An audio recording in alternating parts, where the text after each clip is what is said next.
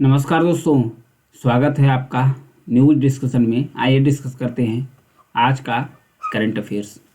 चाय उद्योग में गिरावट आई है। टी एसोसिएशन ऑफ इंडिया ने देश का जो चाय उद्योग है उसमें 2002 से 7 के बीच में जो काला चरण चल रहा था, यानी कि उसके उद्योग में जो गिरावट आई थी उसकी याद दिलाया और चेतावनी भी जारी की है कि अगर यही सब रहा तो जो चाय इंडस्ट्री, टी इंडस्ट्री है भारत में, वो कोलैप्स कर जाएगी। तो चाय में संकट क्या है, चाय उद्योग में संकट क्या है? स्थिर कीमतें, मतलब भारत का जो 55% चाय का उत्पादन होता है उसके लिए सिर्फ असम ही जिम्मेदार है। मतलब असम के अलावा 45% पूरे भारत भर में होता है, सिर्फ असम में ही चाय की खेती अधिक होती है। इसकी सप्लाई अधिक हो रही है, सप्लाई अधिक हो रही थी, इसकी खपत कम हो जा रही है। प्लस उसके बाद जो इसकी डिमांड और सप्लाई है इसके बीच में काफ़ी बड़ा अंतर आ गया है इस कारण भी।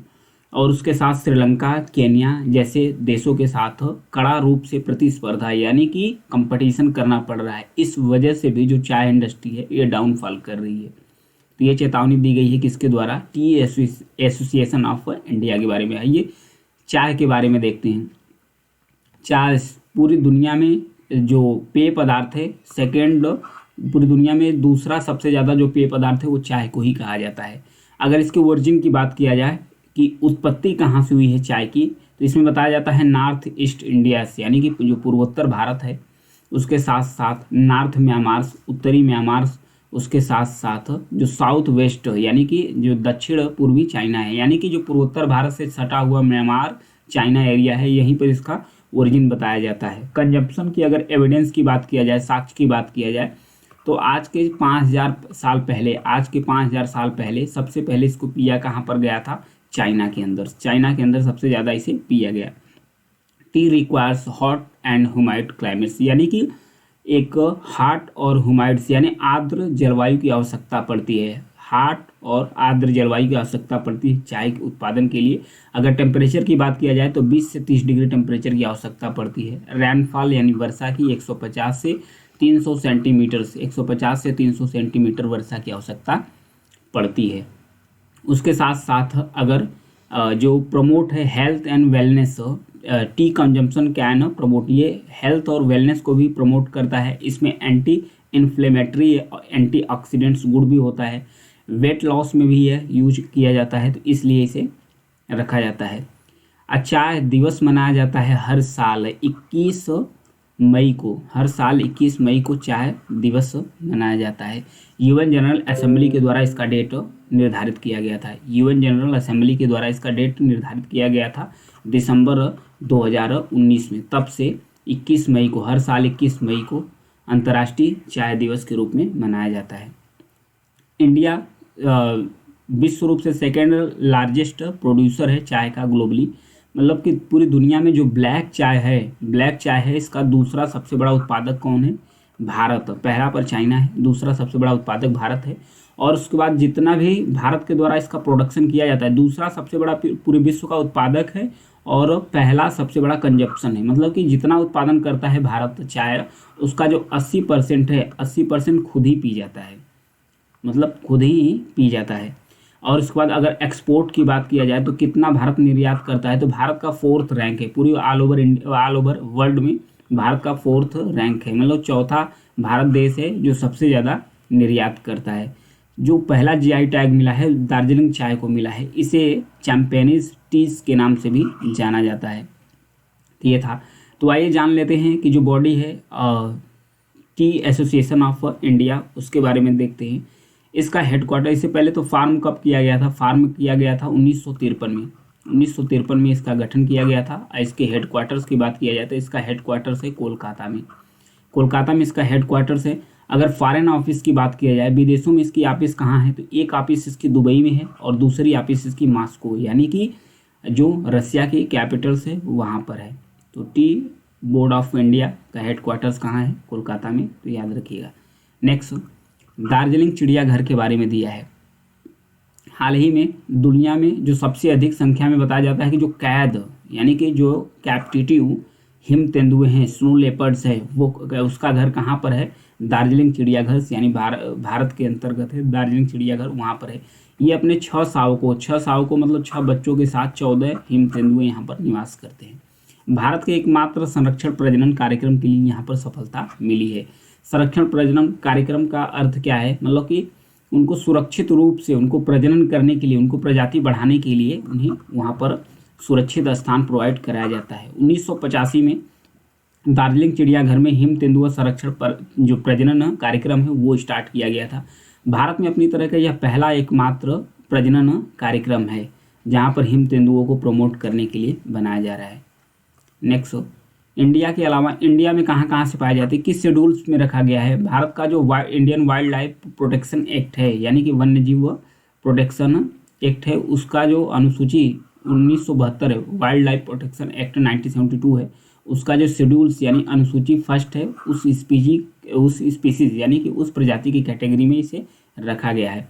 भारत में कहाँ कहाँ मिलते हैं, जम्मू कश्मीर, लद्दाख में जो हेमिस नेशनल पार्क है वो स्नो लेपर्ड के नाम से भी जाना जाता है। हिमाचल प्रदेश, उत्तराखंड और सिक्किम और अरुणाचल प्रदेश यहाँ मिलते हैं। अगर पूरी दुनिया में बात किया जाए तो इसका डिस्ट्रीब्यूशन कहाँ कहाँ है, रसिया के अंदर मिलते हैं, मंगोलिया के अंदर, चाइना के अंदर मिलते हैं, Kazakhstan, Uzbekistan, Afghanistan, Pakistan, India, Nepal, यहाँ पर म्यांमार का एरिया है, यहाँ पर भी कुछ मिलते हैं स्नो लेपर्ड्स। नेक्स्ट, हाल ही में किर्गिस्तान ने आधिकारिक तौर पर जो स्नो लेपर्ड्स है यानी कि जो हिम तेंदुआ है उसको अपना राष्ट्रीय प्रतीक के रूप में चुन लिया है। उसके साथ साथ जो वैश्विक हिम तेंदुए की जनसंख्या है, सब पूरी दुनिया भर में अगर पूरे विश्व में बात किया जाए तो कितनी जनसंख्या है हिम तेंदुए की, तो 4000 से लेकर 6500 तक, यानी 4K से लेकर 6.5K तक, यानी कि 4 से 6500 के बीच में हिम तेंदुए की आबादी है पूरी दुनिया में। अगर भारत में बात किया जाए तो भारत में लगभग 700 से 800 तक इसकी आबादी है, किसकी, हिम तेंदुए की। जो हेमिस राष्ट्रीय उद्यान है लद्दाख के अंदर स्थित है, ये विश्व की हिम तेंदुए की राजधानी इसे कहा जाता है। जो हेमिस राष्ट्रीय उद्यान है कहाँ पर स्थित है, लद्दाख में। भारत का जो जम्मू कश्मीर के बगल में एक केंद्र शासित प्रदेश लद्दाख है, नया बना, वहाँ पर उसको राजधानी बताया जाता है। उसके साथ साथ हिमाचल प्रदेश का राज्य पशु भी है। हिमाचल प्रदेश का राज्य पशु कौन है, हिम तेंदुआ है। तो ये था प्रोजेक्ट स्नो लेपर्ड्स, चला था भारत सरकार के द्वारा 2009 में। उच्च ऊंचाई वाले पारिस्थितिक तंत्र को संरक्षण पर ध्यान दिया गया था ताकि इनकी सुरक्षा बढ़ाई जा सके। ये था स्नो लेपर्ड्स के बारे में। नेक्स्ट देखते हैं, समाचारों में रहे कुछ रिपोर्ट्स के बारे में जान लेते हैं। ग्लोबल रिस्क रिपोर्ट यानी वैश्विक जोखिम रिपोर्ट 2024। सबसे पहले तो ये जारी किसके द्वारा किया जाता है, विश्व आर्थिक मंच, वर्ल्ड इकोनॉमिक फोरम के द्वारा इसे जारी किया जाता है प्रति वर्ष। भारत में 5 क्षेत्र को कैटेगराइज किया गया है जो रिस्क जोन में है। एक तो गलत सूचना है, दूसरा दुष्प्रचार है, तीसरा संक्रामक रोग, चौथा अवैध आर्थिक गतिविधि, पांचवा असमानता और श्रम की कमी। ये था 5 कारण। हेनले पासपोर्ट इंडेक्स जारी किया गया है, हेनले पासपोर्ट इंडेक्स 2024 जारी किया गया है। इसमें भारत को बताया गया है पूर्व बिना वीजा के इस पासपोर्ट से ही आप कितने देशों का ट्रेवल कर सकते हैं। तो भारत का रैंक आया है 80वां। भारत पूरे विश्व में 80वें स्थान पर आया था। पिछली बार से सुधार हुआ था, पिछली बार 84वां रैंक था भारत का, अभी सुधर कर 80वां रैंक आ गया है। यानी भारत के पासपोर्ट से आप लगभग 62 देशों का ट्रेवल कर सकते हैं बिना वीज़ा का। पहले स्थान पर रखा गया है France, Germany, Italy, Spain, Japan और सिंगापुर को मिलाकर पहले स्थान पर रखा गया था। इन सारे देशों को मिलाकर पहले स्थान पर रखा गया है कि ये लोग सबसे अधिक देशों में बिना वीज़ा के ट्रेवल कर सकते हैं।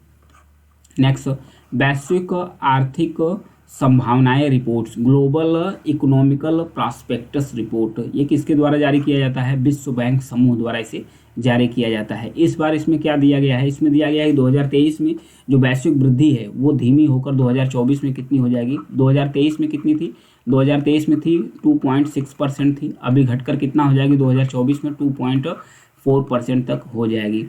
विश्व रोजगार और सामाजिक आउटलुक रुझान रिपोर्ट जारी किया गया है। ये किसके द्वारा जारी किया जाता है, अंतर्राष्ट्रीय श्रम संगठन के द्वारा जारी किया जाता है। मंदी के बावजूद 2023 में बताया गया था कि जो वैश्विक विकास अनुमान है मामूली रूप से थोड़ा अधिक हुआ है, सरप्लस हुआ है। 2023 में व्यापक आर्थिक माहौल काफ़ी खराब हो गया है। मुद्रास्फीति के कारण अधिकांश जो G20 देश हैं उसमें वास्तविकता को भी ये उजागर किया है। नेक्स्ट, इसमें दिया है विकास के लिए डिजिटल व्यापार रिपोर्ट दी है, यानी विकासशील अर्थव्यवस्थाओं को डिजिटल व्यापार से संबंधित क्षेत्रों के लिए बढ़ी हुई अंतर्राष्ट्रीय वित्तीय और तकनीकी सहायता की आवश्यकता बताया गया है। तो ये था इन रिपोर्ट्स के बारे में। आगे बढ़ेंगे।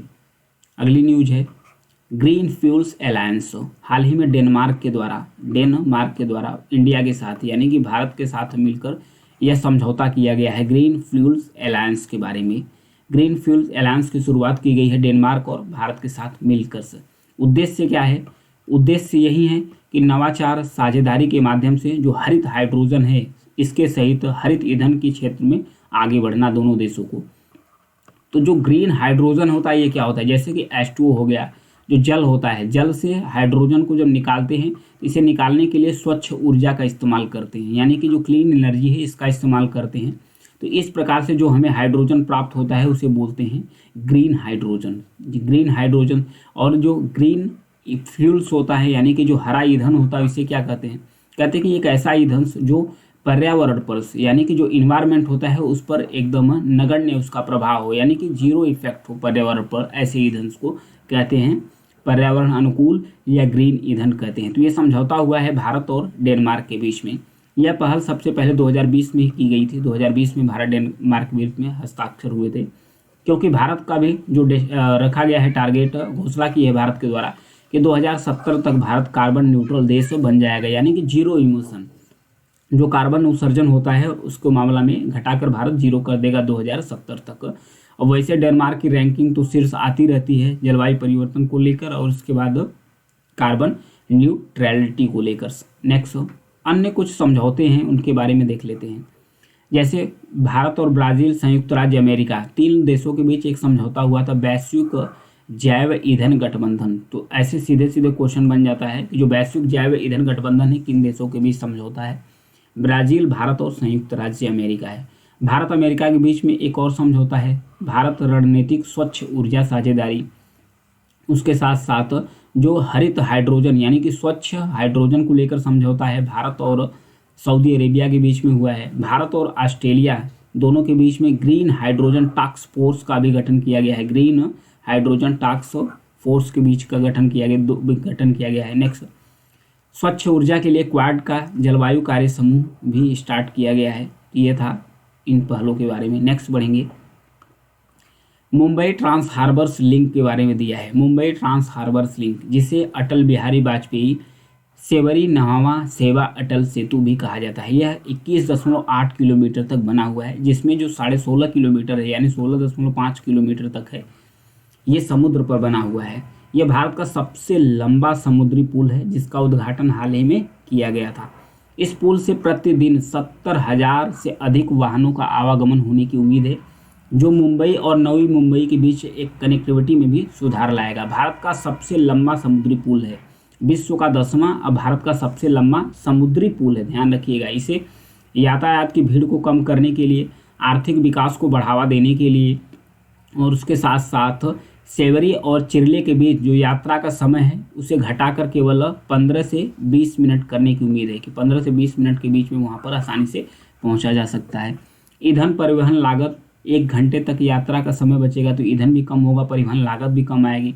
खुली सड़क टोल प्रणाली सिस्टम, यानी भारत की पहली परियोजना है जिसमें खुली सड़क टोल प्रणाली दिया गया है। भारत में पहली बार आर्थोट्रोपिक स्टील डेक तकनीकी का इस्तेमाल करके इसे बनाया गया है। इस ब्रिज को देख लेते हैं। यहाँ पर यह है, सेवारी से स्टार्ट होगा और फिर कहाँ पर गया है, नहावा सिहाग तक गया है, जिसका अटल सेतु नाम रख दिया गया है। यह मुंबई को नवी मुंबई से जोड़ेगा। ये ब्रिज को याद रखिएगा इसका लोकेशन। नेक्स्ट स्वामी विवेकानंद जयंती के बारे में दिया है। प्रधानमंत्री जी के द्वारा इनको श्रद्धांजलि दी गई इनके जयंती पर, तो इसके बारे में भी देख लेते हैं। इनका जन्म कब हुआ था? इनका जन्म हुआ था 12 जनवरी 1863 को इनका जन्म हुआ था। मृत्यु हुई थी 4 जुलाई 1902 को। उनके जन्मदिन को ही राष्ट्रीय युवा दिवस के रूप में मनाया जाता है, क्योंकि इनका नाम था नरेंद्र नाथ दत्त। स्वामी विवेकानंद एक भारतीय भिक्षु थे और उसके बाद रामकृष्ण परमहंस हैं, उनके प्रमुख शिष्य हैं, शिष्यों में से ये एक थे। उन्हें रामकृष्ण मिशन और रामकृष्ण मठ के संस्थापक के रूप में भी जाना जाता है, यानी कि रामकृष्ण मिशन और रामकृष्ण मठ के संस्थापक स्वामी विवेकानंद जी भी हैं। ये प्रसिद्ध हुए अपने भाषण से जो 1893 में उन्होंने शिकागो में विश्व धर्म संसद में दिया था। और 1984 में भारत सरकार ने घोषणा की कि हर साल 12 जनवरी को स्वामी विवेकानंद जी का जो जन्मदिन है वहीं पर राष्ट्रीय युवा दिवस के रूप में मनाया जाएगा। उन्हें योग और वेदांत के हिंदू दर्शन को पश्चिम में पेश करने के लिए भी जाना जाता है। नेताजी सुभाष चंद्र बोस ने विवेकानंद को आधुनिक भारत का निर्माता कहा है। एक स्टेटमेंट पूछ सकता है, क्योंकि ऐसे स्टेटमेंट कई बार पूछा है। 1893 में खेतड़ी के राजा थे, राज्य के महाराजा अजीत सिंह थे। उन्होंने अनुरोध किया कि आप अपना नाम बदलकर विवेकानंद कर लिए, तभी से वो अपना नाम विवेकानंद रख लिए हैं। उन्होंने नव वेदांत का प्रचार भी किया था। पश्चिमी दृष्टिकोण हिंदू धर्म की व्याख्या थी और भौतिक प्रगति के साथ आध्यात्मिकता के संयोजन पर भी विश्वास रखते थे। उनके कुछ पुस्तकें हैं, राजयोग, कर्मयोग, ध्यान योग, वेदांत, भगवत गीता पर व्याख्यान, मेरा भारत, शाश्वत भारत, मन की शक्तियाँ, मेरा गुरु। कई अन्य बातों के अलावा हिंदू धर्म की अनिवार्यता को लेकर उन्होंने बात की है। नेक्स्ट बढ़ेंगे, नीलगिरी स्वामी रंगा स्वामी टाइगर रिजर्व के बारे में दिया है। सबसे पहले तो ये है लोकेशन इसका कहाँ है, ये साउथ कर्नाटक यानी दक्षिणी कर्नाटक में, कर्नाटक के अंदर है नीलगिरी रंगा स्वामी। यहाँ पर टेम्पल भी है, टाइगर रिजर्व भी है। यहाँ पर जो हिल्स है, BR हिल्स है, नीलगिरी रंगा हिल्स है। यहाँ पर जो प्रवेश कर रहे थे लोग, वो जो वाहन के साथ प्रवेश कर रहे थे, तो वाहन पर ही एक ग्रीन टैक्स यहाँ पर लगा दिया गया है। ग्रीन टैक्स लगा दिया गया है ताकि इसको संरक्षण किया जा सके और जो पर्यावरण है उसको सुरक्षित लगाया जा सके। 2 पहिया वाहन पर 10 रुपये लगा है और 4 पहिए वाहन पर 20 रुपये का टैक्स लगाया गया है, तो इसलिए चर्चा में आ गया था। तो इसका लोकेशन काफ़ी इंपॉर्टेंट है, कर्नाटक में है। क्षेत्रफल इसका 5,574.82 वर्ग किलोमीटर तक है। नीलगिरी उस सफ़ेद चट्टान से पड़ा है जिसका नाम भगवान विष्णु का मंदिर है। स्थानीय लोग रंगा स्वामी के नाम से जानते हैं, यानी भगवान विष्णु का नाम कर्नाटक के अंदर रंगा स्वामी है। उन्हीं के नाम से इस जो नेशनल पार्क है और साथ साथ जो यहाँ का टेम्पल है उन्हीं के नाम पर पड़ा हुआ है इस टेम्पल का नाम। तो आज के लिए इतना ही है। Thank you.